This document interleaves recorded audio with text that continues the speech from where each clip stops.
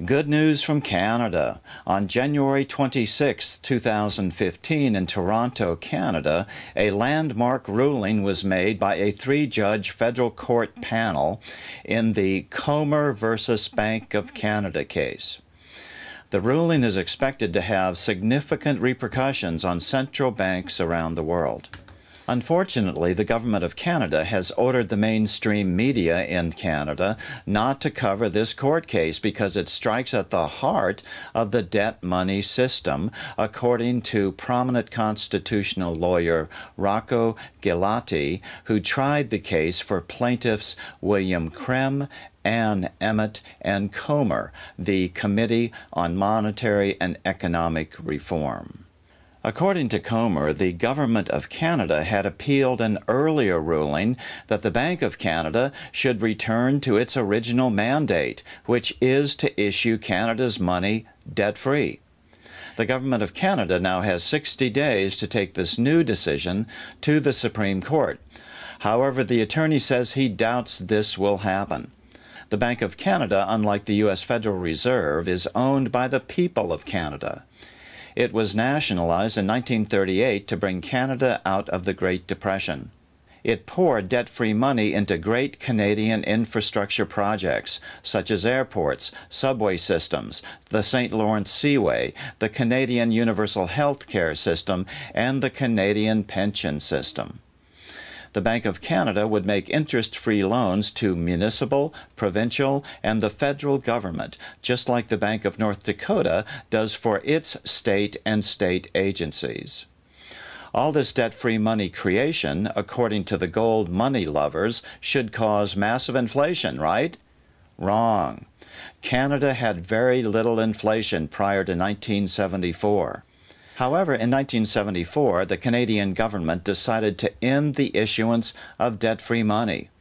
The government then decided that they should borrow money by the issuance of bonds, bonds which are primarily bought up by private banks. From the time of Canada's Confederation in 1867 until 1974, Canada had accumulated only $18 billion in debt. At that time, a good house could be purchased for under $20,000. By 1977, just 3 years later, the Canadian national debt had risen 3,000% to $588 billion. Today, although Canada is one of the most frugal nations on earth, its debt stands at $734 billion, nearly 33% of its GDP. Yet the cost of an average house has risen 2,000 to 3,000%. Every year, Canada spends nearly $18 billion paying just interest on its national debt, an expenditure that is entirely unnecessary. The defense budget in Canada is only $22.6 billion a year. On December 12, 2011, Canadians William Krem, Ann Emmett, and Comer filed suit in federal court to restore the use of the Bank of Canada to its original purpose, providing interest-free loans for purposes in the national interest. To the surprise of many, including yours truly, the Canadians won their suit against the government.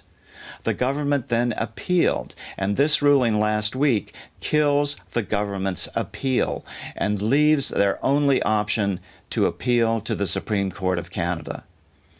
How this will shake out is unknown. There are no roadmaps from here on.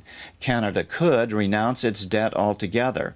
However, a more common-sense approach would be simply to stop issuing further bonds and pump new debt-free money into the economy for public purposes.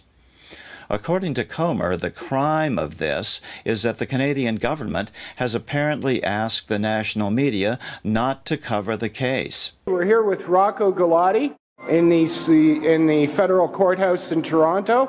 Well, I don't think it's speculation to say that I have firm basis to believe that the government has requested or ordered the mainstream media not to cover this case. I've had indications of that, but I can't reveal those sources.